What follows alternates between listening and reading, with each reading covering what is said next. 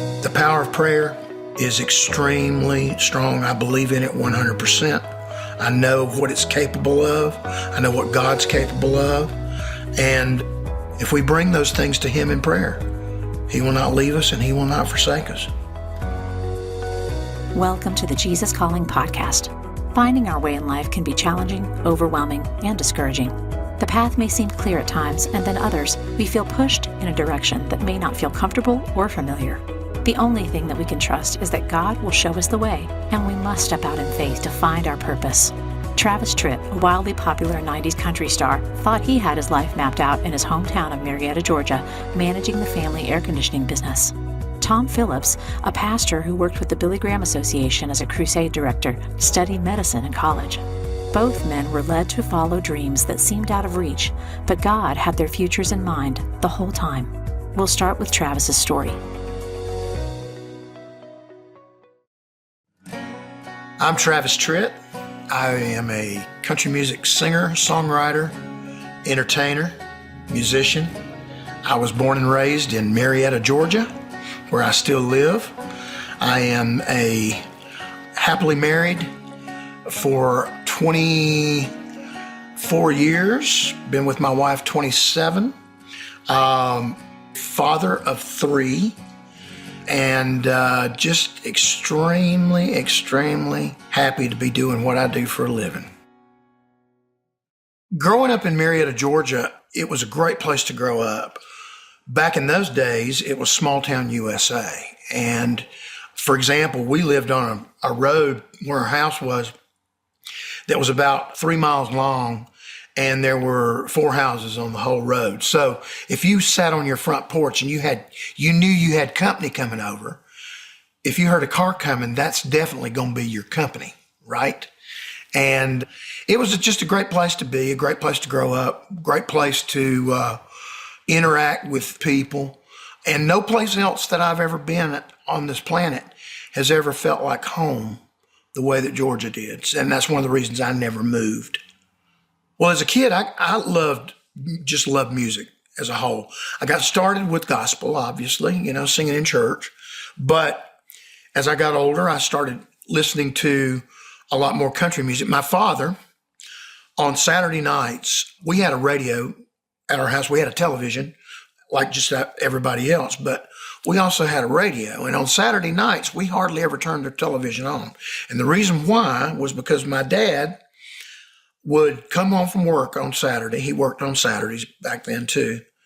And he would come home, and if the weather permitted, he would set up these lounge chairs out in our front yard and set up a radio, and we would go outside and listen to the Grand Ole Opry on Saturday nights. And some of my earliest memories of falling in love with country music and country music artists came from listening to that program. My mother and I and my sister, we were in church every single time the doors were open. We went to the Marietta Assembly of God church. We were in church Sunday morning, Sunday night, Wednesday night. If revival was there, we were there, Monday, Tuesday, Wednesday, Thursday, Friday. But I grew up with the understanding of what God meant to my family's life, to my life. We had Bible study on a regular basis. And it was a great place to sort of build your foundation for the rest of your life. Even though there were times when I strayed way away from it, it was always something that was in the back of my mind, in the back of my heart, even during those times. And every time that I ever had any kind of issues or worries or concerns or whatever it might be, I found that I could unload those things in prayer. And that really, really has been something that's been special to me throughout my entire life. I don't worry about things very much because I know that anytime something comes up that is concerning to me or whatever, that I don't have to carry that burden alone. And that is so freeing as an individual to be able to just take it to God in prayer and not just take the burdens there and then pick them back up and walk away with them. I can take them there and leave them there And that's extremely freeing. I just don't worry about things anymore. And it's all because of the teachings that I started in that little church in Marietta, Georgia. The first time that I ever sang for anybody in public, we had a children's choir, a children's church, back in when I was very, very young, 5, 6 years old.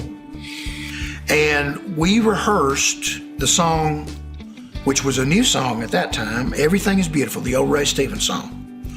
And they chose me to sing the solo parts. And man, I was nervous as a long-tailed cat in a room full of rocking chairs.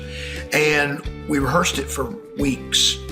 And then finally, we had an opportunity to go up to what we referred to as big church, adult church, and perform that song for the adult congregation. And I think that's probably where I got bitten by the bug. I just realized that was something that I wanted to continue doing, even though I didn't pursue it as a career for many, many years later. But I knew right then that it was something that I wanted to do. When you were growing up in those days, you had basically one of two choices. When you graduated from high school, you either went to college, which that wasn't an option for me, or you got married and went to work. I chose option B. And I got married right out of high school, went to work for that heating and air conditioning wholesale company. And I pretty much thought that I was going to make a career out of that. That's pretty much what I wanted to do.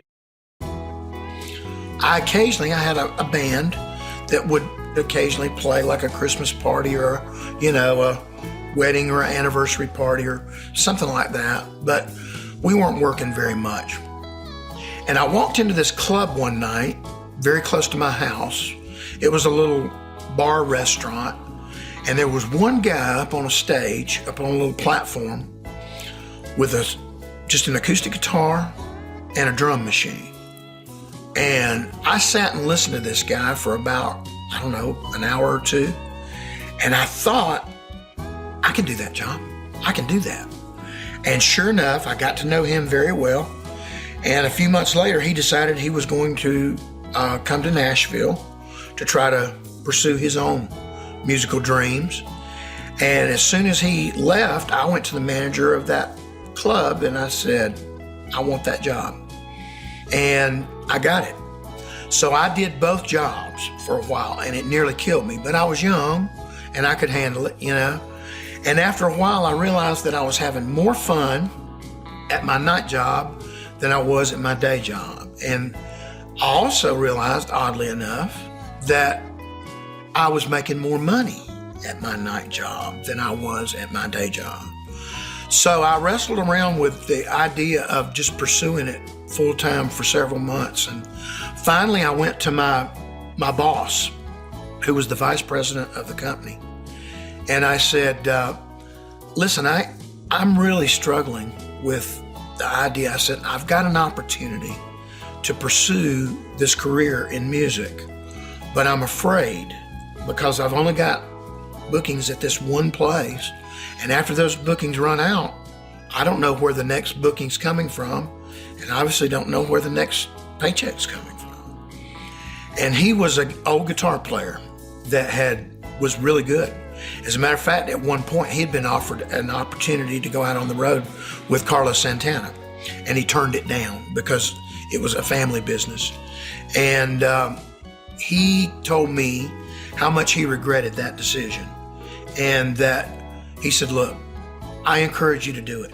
He said, go do it, go chase your dream. He said, because I'm going to be an old man one day, and I'll be sitting in my rocking chair on the front porch wondering whether or not I could have made it in this business. He said, you go pursue that dream. And he said, if it doesn't work out, your job here is safe. So that was all I needed. That was the kick out of the nest that I needed. And I started going out and playing shows, and I never looked back. Well, I've been blessed in so many ways. I mean, I've had the opportunity to work with just about every single one of my heroes that I ever had.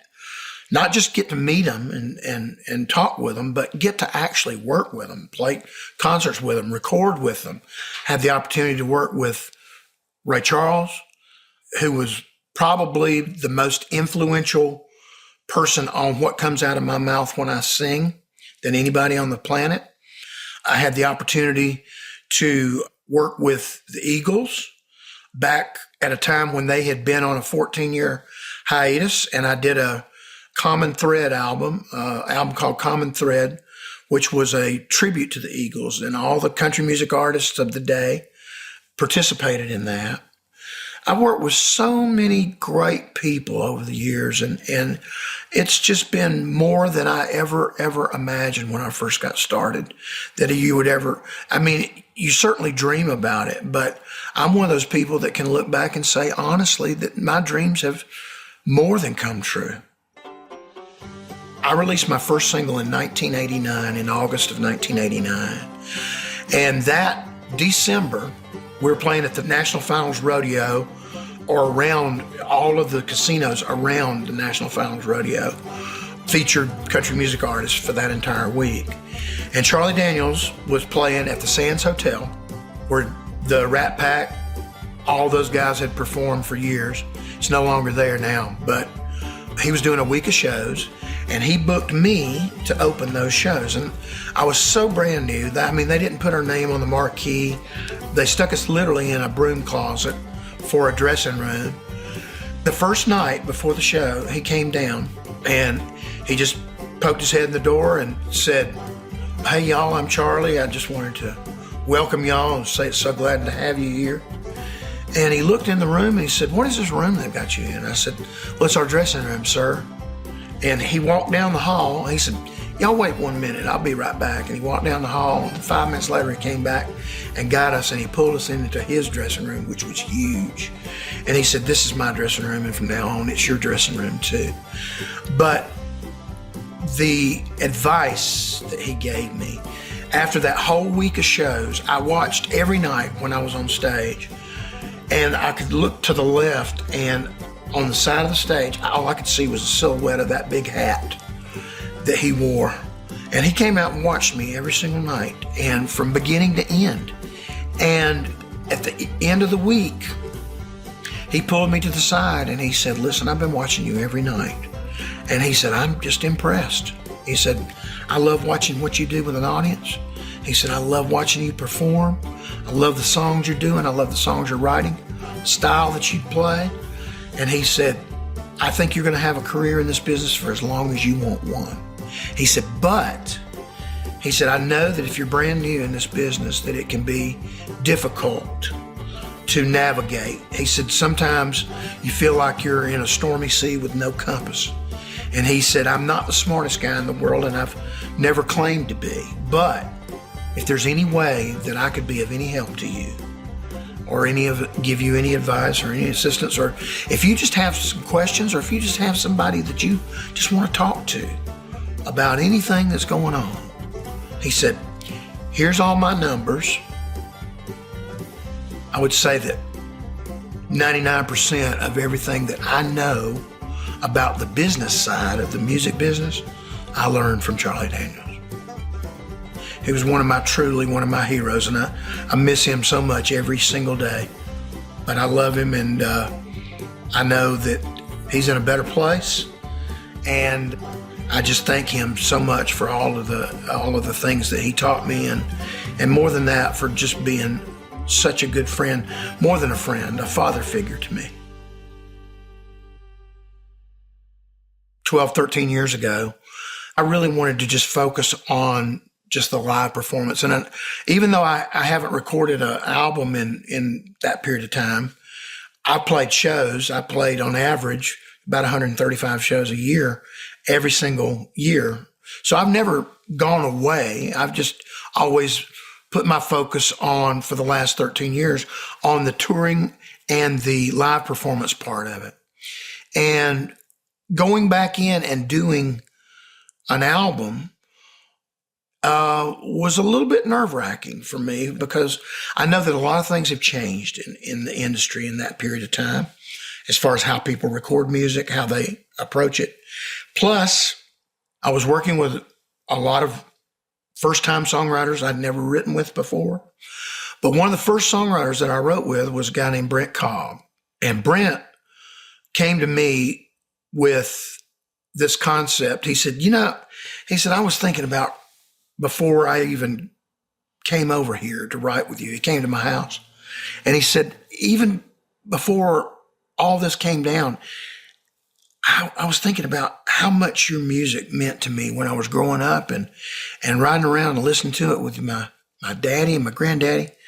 He said, and then I went to see you in concert when I got a little bit older. He said, your career and your legacy is pretty much set in stone. He said, and I was thinking about that, set in stone. And he said, I would love to write a song about that, but he said, I'd like to make it more universal so that it applies to just about anybody that can look back over their life and find something that they're proud of. And that can be something as simple as just raising a family or providing for a family, keeping a roof over their head, keeping food on the table for your family. Or it could be something like keeping your family farm up and running, or maybe starting a business and growing that business over the years. Anything that you can look back on as you get older and say, you know what, I'm proud of that. That's your legacy. And so we started thinking about how we could write that song, and it just turned out, I'm so happy with the song.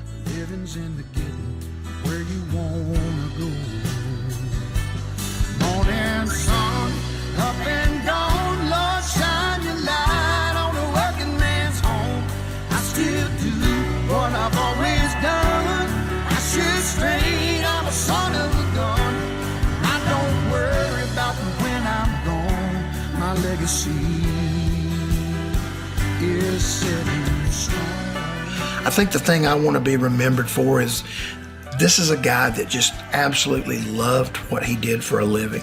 First of all, he loved people. He loved music. He loved entertaining. He loved being on stage more than anything on the planet. And he always gave 100% all the time because he loved it that much.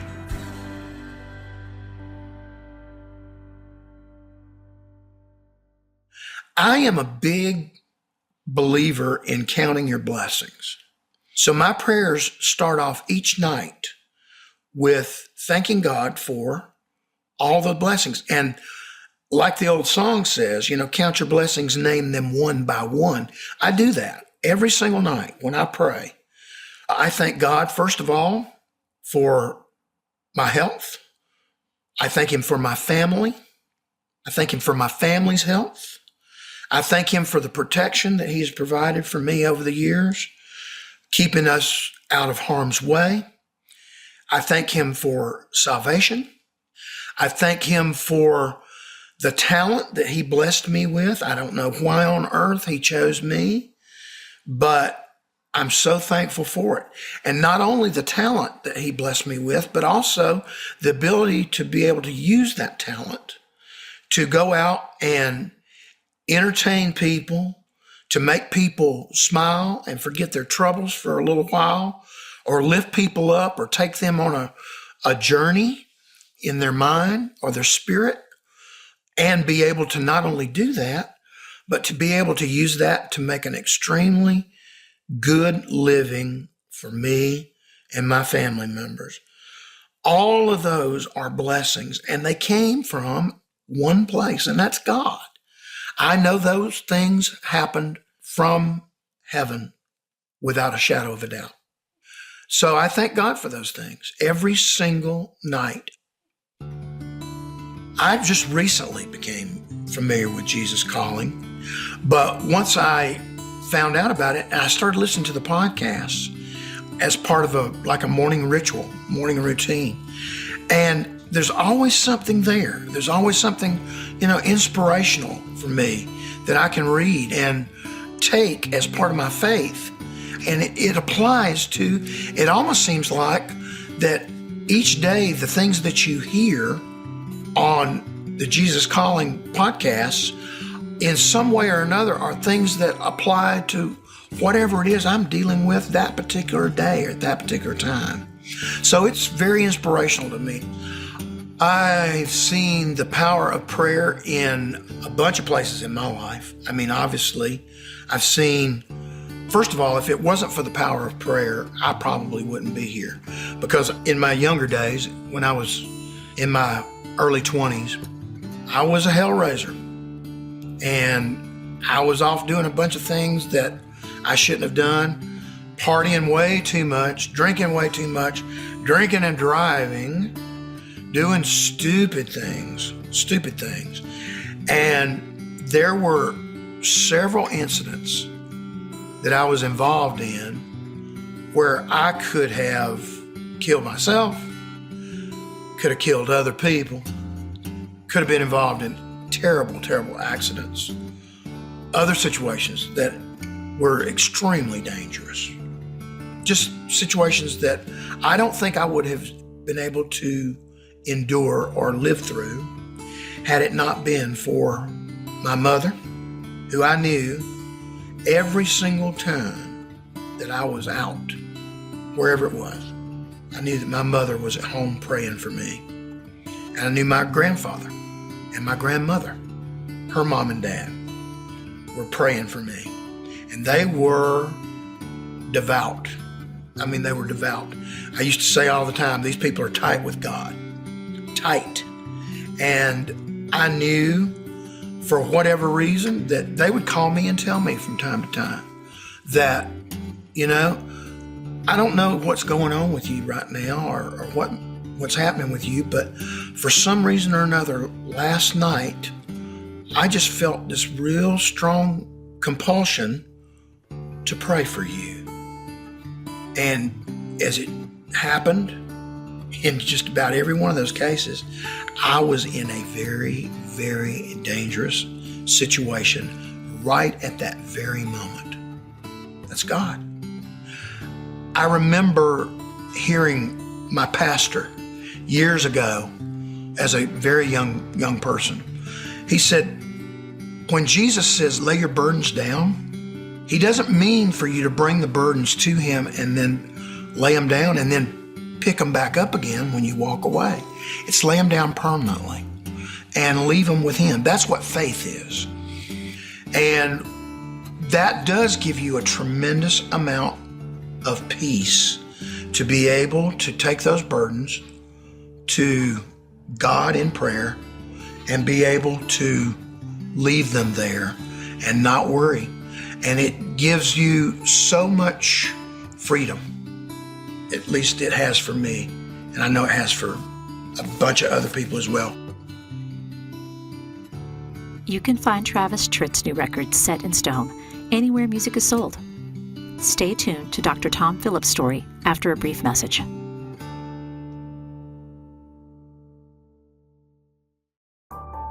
Many of us want to develop a deeper prayer life. In this new 365-day devotional, Jesus Listens, Sarah Young offers daily prayers based on Scripture that will help you experience how intentional prayer can connect you to God and change your heart. Learn more about Jesus Listens and download a free sample at jesuscalling.com/JesusListens.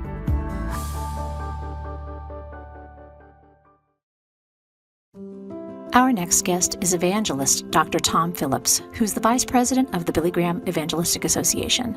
Dr. Phillips was raised by a large family on a farm and learned many lessons about God and his ability through watching crops grow and wither. After trying to follow his dreams of pursuing a career in medicine, Dr. Phillips knew that he wasn't fully surrendering to God's plan and ended up going to seminary. Inspired by the actions of Dr. Billy Graham, Dr. Phillips eventually became the vice president of the association and has fulfilled his lifelong dream of telling as many people as possible about the love of Christ.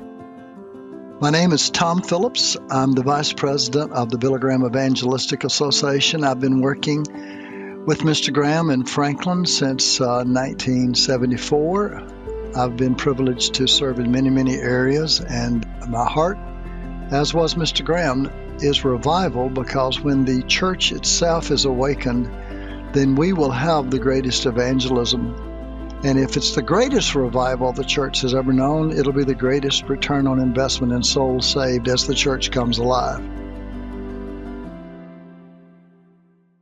I grew up in Mississippi, which has been known as a very poor state, which it is.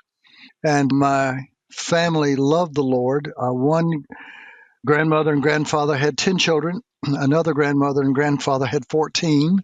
Growing up on a farm with the ethic of work that occurs whenever the harvest is being prepared, the seeds are being planted. We called it laid by when everything was done, and we were waiting on the Lord to send the early rain, was a great lesson. I remember going down in the afternoon sun with my uncle, and he would let the soil run through his fingers and look up. And he was basically saying to God, now it's yours. And then, of course, whenever the crops came in, it was a substantive farm in terms of size, and so there was a lot to do, and there was a lot of potential debt if we didn't have a good year. And yet there was a lot of potential joy if the harvest was wonderful. And of course, you watch the soybeans or the corn or the cotton come up, and then you're praying. And I didn't, as a little boy, realize the biblical significance of all of this, but you're praying for the latter rain. Once the cotton bolls are in or the corn cobs are on, the soybean pods are there. It's the latter rain in the fall that causes the fruit to grow to the extent that it can grow for the greatest harvest. And I believe now we are in the early phases of the latter rain in America that will cause the greatest fruit that's ever been born by the church of this nation. And it's all about Him. It's not about the church. It's not about Christianity. All of that falls into place. Jesus said, when you put me first, everything else falls into place. And I learned this from great Southern preachers, whether Methodist or Presbyterian or Baptist, but I also learned it from my grandfather, who was a circuit-riding Baptist farmer preacher. And I can still remember him on Sunday afternoons, even aged. He was a big Welsh man. He would sit with his Bible reading Reverend Joseph Whitfield Phillips, and people would still come to him and pray with him. And he was a giant. He grew up in the mountains of Tennessee, and with that large family of 10, once a month he would get on his horse and ride the circuit. Part of it was across the Tennessee River, and he would leave his mount with one farmer. He would row him across in a flat-bottom homemade boat. Another farmer would loan him a horse, and he would go preach the rest of the circuit and come back.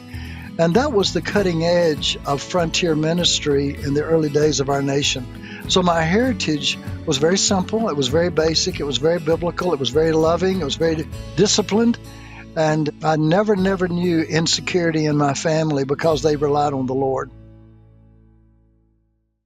One of the great experiences of my life was when I was 17, my last year before I left high school. My eldest uncle, who was a substantial leader in the farming community, got me a job with the federal government measuring cotton, which is quite interesting. You had aerial photographs. You were trained by the federal government. You would go out to farmers with chains, very, very thin chains, and you helped that farmer mark off the part of his farm that he would not plant. He loved you coming because he made more money on the land he didn't plant than the land he planted. And as you walk around the farm doing this work and letting him know where his most productive land was that he would never touch, he would say, Phillips, are you related to Whitfield Phillips, Reverend Phillips? And I would say, well, yes, I am. He's my grandfather. And he would say, let me tell you a story. And this happened over and over. And my grandfather evidently never kept the money that came to him from the church. I had just so many people say, well, I watched him when the church would pay him, and I'm sure it wasn't that much, but he had a good farm, and he would find someone in the community that was in the hospital or had lost their job or was for some reason a widow or a widower, but they were in need, and he would take his money from the church and drop it off. And so many people would tell me that, and it was very moving to me as a young lad. And it made me want to be like that man. I had seen him in the Word Sunday after Sunday. I had seen his reverence for God, and I had seen the way he gave himself to others.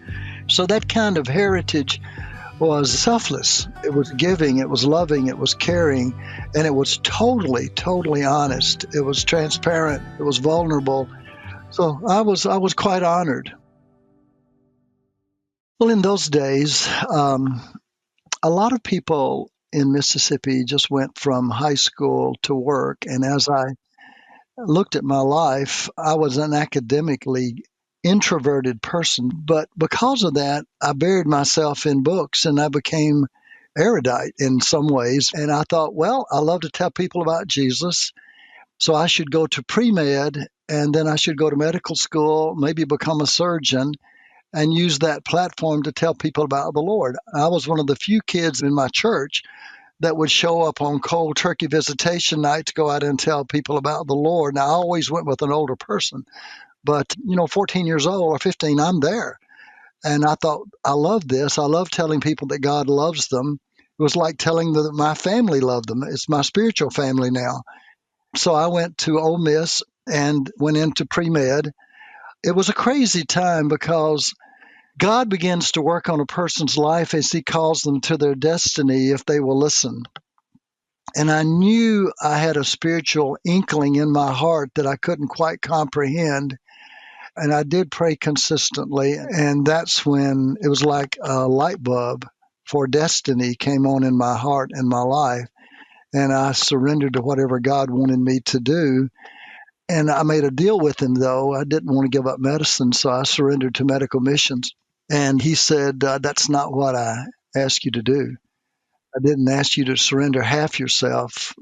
I asked you to surrender your whole self. Well, I really first heard about Billy Graham when my family would watch him on television. And I really probably didn't understand entirely the depth of what I was seeing.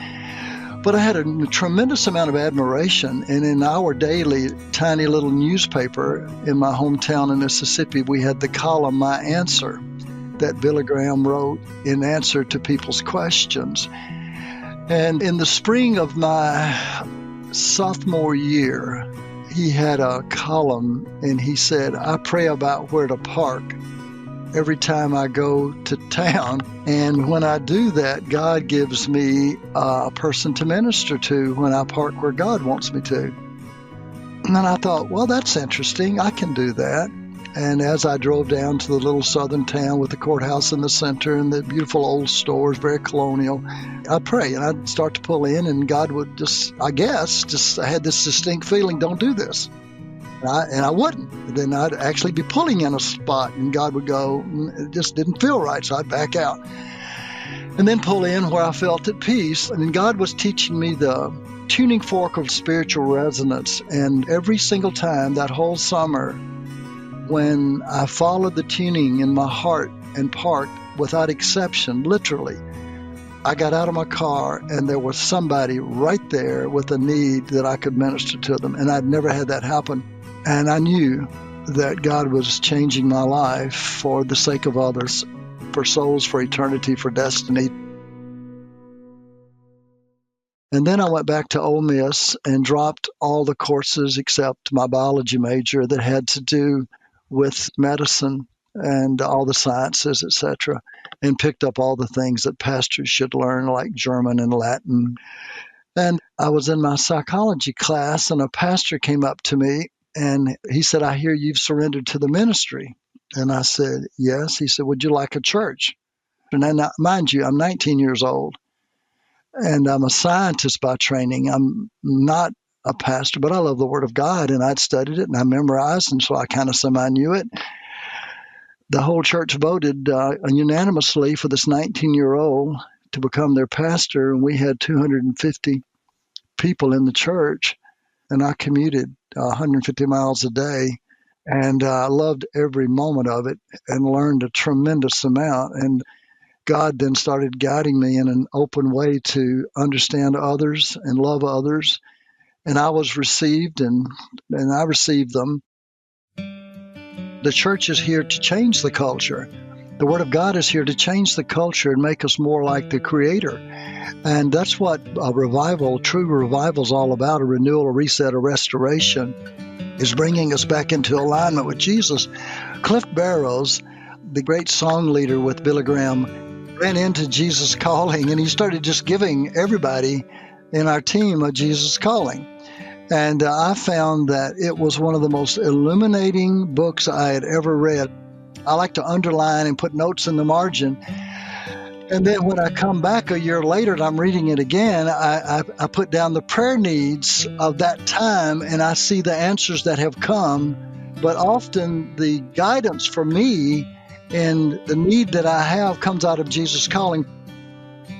But with Mr. Graham, I spent a lot of time with him planning for the future, or in his room praying together about that night, or just caring for him in certain situations. And his humility overwhelmed me. His constant love of Jesus, dying to self, obedience, dependability.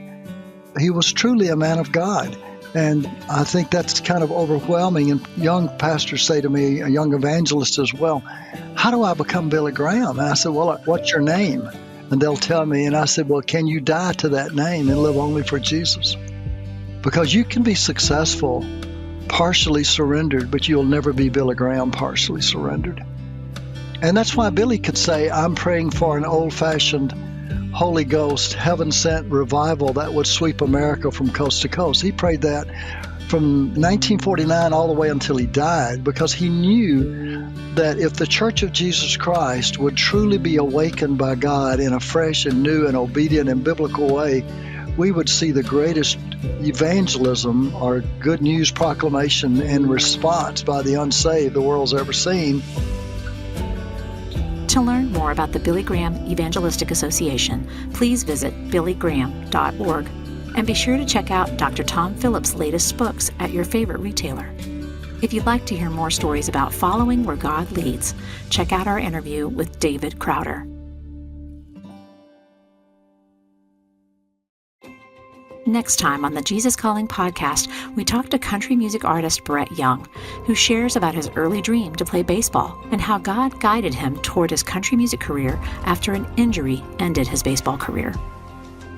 It wasn't until I had an elbow injury in college that ended my baseball career that I had to really take a step back and look at what it was I wanted to do. And it was really my faith that was what got me through that, because I think when you have the thing that you knew you were going to do for your entire life taken away from you, you have to refocus, and it's really hard to do that if you don't have faith that God has a plan for you, and that if something was taken from you, it's because He has something better for you. And music ended up being something that I love more than I loved baseball, and it feels exactly like what I was supposed to do in life.